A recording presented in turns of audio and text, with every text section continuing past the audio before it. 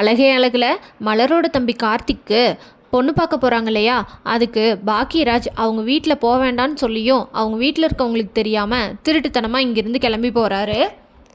அழகு மலர் இங்கேருந்து கிளம்பி அவங்க வீட்டில் அத்தைக்கிட்டேயும் மாமாக்கிட்டேயும் சொல்லிவிட்டு ராகவியை கூட்டிகிட்டு கிளம்பிடுறாங்க.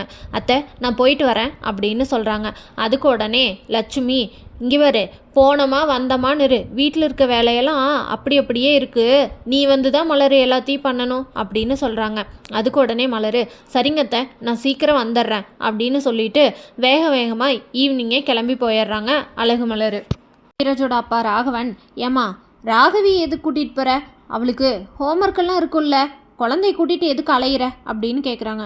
இல்லை மாமா, ராகவியாச்சும் அங்கே வரட்டுமே அப்படின்னு சொல்கிறாங்க அழகு மலர். உடனே சரி போயிட்டு நேரத்தோடு வாங்க, நாளைக்கு பள்ளிக்கூடத்துக்கு போகணுமில்ல அப்படின்னு சொல்கிறாரு ராகவன். சரிங்க மாமா அப்படின்னு சொல்லிட்டு அங்கேருந்து மலர் வேகமாக கிளம்பி போயிடுறாங்க. மலர் அவங்களோட தம்பிக்கு எப்படியோ ஒரு வழியாக கல்யாணம் ஆக போகுது, அவனும் செட்டில் ஆயிடுவான் லைஃப்பில் அப்படின்னு மனசுக்குள்ளே நினச்சிட்டு மலர் வேகமாக ஆட்டோவில் கிளம்பி போகிறாங்க. மலரும் ராகவியும் அங்கே போனோடனே அவங்க அம்மாவை கூட்டிகிட்டு பொண்ணு பார்க்குற வீட்டுக்கு வந்து போயிடுறாங்க. பாக்கியராஜ் அங்கேருந்து ஆஃபீஸ்லேருந்து கிளம்பி நேராக பொண்ணு பார்க்குற வீட்டுக்கு வந்துடுறாரு. அங்கே பாக்கியராஜை பார்த்தோன்னே மலருக்கு ரொம்ப ஹாப்பியாகிடுது. பாக்கியராஜ் என்ன இவ்வளோ தைரியமாக வந்திருக்க நீ அப்படின்னு சொல்லி கேட்குறாங்க. மலர் ரொம்ப கிண்டல் பண்ணாத நீ அப்படின்னு சொல்கிறாங்க. சரி வாங்க நேரமாயிருச்சு அப்படின்னு சொல்கிறாங்க மலர். உடனே பாக்கியராஜ், சரி வா உள்ளே போகலாம் அப்படின்னு சொல்லிட்டு, டே கார்த்திக் அழகாக ரெடியாக இருப்ப போல அப்படின்னு சொல்கிறாரு பாக்கியராஜ். ஆமாம் மாமா அப்படின்னு சொல்லிட்டு அவங்களும் உள்ளே போகிறாங்க. டேய் இப்பயே வெக்கப்பட்டு மொத்த வெக்கத்தையும் விட்டுறாத, பொண்ணு வரட்டும் கொஞ்சம் வெக்கத்தை மிச்சம் வை அப்படின்னு சொல்கிறாரு பாக்கியராஜ். மாமா ஏன் மாமா நீங்கள் வேற அப்படின்னு சொல்லிட்டு கார்த்திக் அங்கே உட்காந்துருக்காரு. சரி பொண்ணு பார்த்துடலாமா அப்படின்னு கேட்குறாங்க. பொண்ணு வீட்டிலேருந்து இருங்க பொண்ணு கூட்டிகிட்டு வரோன்னு சொல்லிட்டு பொண்ணை கூட்டிகிட்டு வராங்க. பொண்ணை பார்த்த உடனே மலர் கார்த்திக்கிட்ட, கார்த்தி பொண்ணு பிடிச்சிருக்கா உனக்கு அப்படின்னு சொல்லி கேட்குறாங்க. அதுக்கு கார்த்திக் உடனே பிடிச்சிருக்குக்கா அப்படின்னு சொல்கிறாங்க. பொண்ணை எங்கள் எல்லாத்துக்குமே ரொம்ப பிடிச்சிருக்கு, நம்ம நிச்சயதார்த்த தேதி குறிச்சிடலாமே அப்படின்னு சொல்கிறாங்க மலர்.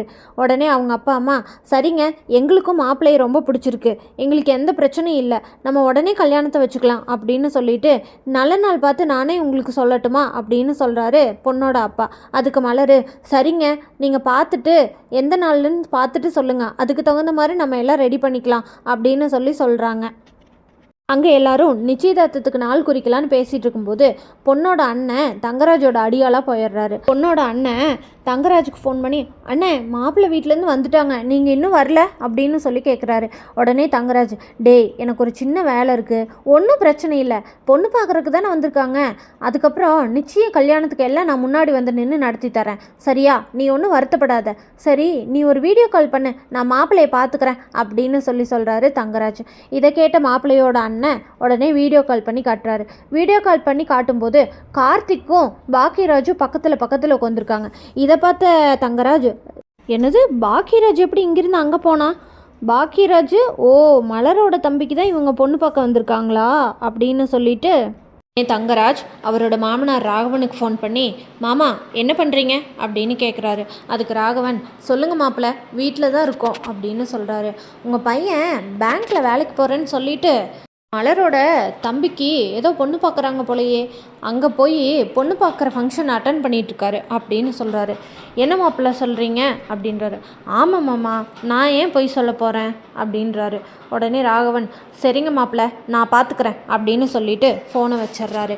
என்னங்க சொல்கிறாரு மாப்பிள்ளை அப்படின்னு கேட்குறாங்க லட்சுமி. உடனே ராகவன், அது உன் பையன் பாக்கியராஜ் வேலைக்கு போகிறேன்னு நம்மக்கிட்ட பொய்ய சொல்லிட்டு இந்த மலர் தம்பி நிச்சயதார்த்தத்துக்கு போயிருக்கான் போல அப்படின்னு சொல்கிறாரு. ராகவனும் லட்சுமியும் ஃபோனில் பேசிகிட்டு இருந்ததை கேட்டுடுறாங்க மதி உடனே மலருக்கு ஃபோன் பண்ணுறாங்க. மலர் உடனே சொல்லு மதி அப்படின்னு கேட்குறாங்க.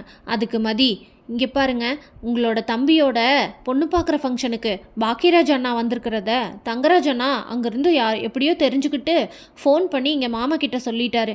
நீங்கள் வந்து மாமா கேட்டால் எதுவும் பொய் சொல்லிட போகிறாரு அவர், அப்புறம் வீட்டில் தேவையில்லாமல் பிரச்சனை வரும், அதை சொல்கிறதுக்கு தான் நான் உங்களுக்கு ஃபோன் பண்ணுங்க அப்படின்னு சொல்கிறாங்க. இது தெரிஞ்ச மலரும் மலரோட ஃபேமிலியில் இருக்கவங்களும் ஷாக் ஆகி நிற்கிறாங்க. பாக்கியராஜுக்கு எப்படி அப்பாவுக்கு தெரிஞ்சிருக்கும் நான் வந்தது அப்படின்னு சொல்கிறாங்க.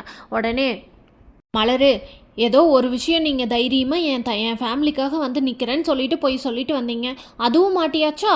இனிமேல் அவ்வளோதான், வீட்டுக்கு போனால் மாமா உன்னை என்ன சொல்லுவாரோ அப்படின்னு சொல்கிறாங்க மலர். இதை கேட்ட பாக்கியராஜ், மலர் எதுவாக இருந்தாலும் பார்த்துக்கலாம் விடு, இப்போ இங்கே இந்த மூமெண்ட்டை என்ஜாய் பண்ணு. உன் தம்பிக்கு யார் இருக்காங்க? நம்ம தானே இருக்கோம், அப்பா கிட்ட நான் பேசி சமாளிச்சுக்கிறேன் அப்படின்னு சொல்கிறாரு பாக்கியராஜ். வீட்டுக்கு போன பாக்கியராஜ் அவங்க அப்பா, நில்லுடா எங்கே போனேன் அப்படின்னு கேட்குறாரு. அப்பா, நான் மலரோட தம்பியோட பொண்ணு பார்க்குற ஃபங்க்ஷனுக்கு போயிட்டு வந்தேன் அப்படின்னு சொல்கிறாரு. நான் தான் உன்னை அங்கே போக வேண்டாம்னு சொன்னனே, அப்புறம் எதுக்குடா போனேன் அப்படின்னு கேட்குறாரு. அதை கேட்ட பாக்கியராஜ், அப்பா அத்தை ரொம்ப கெஞ்சி கேட்டாங்க, என்னால் மறுக்க முடியல, அதனால தான்ப்பா போனேன். என்ன நீங்கள் என்ன சொல்கிறீங்க? அவங்களுக்கு யாருப்பா இருக்காங்க? நாம தானே இருக்கோம் அப்படின்னு சொல்கிறாரு.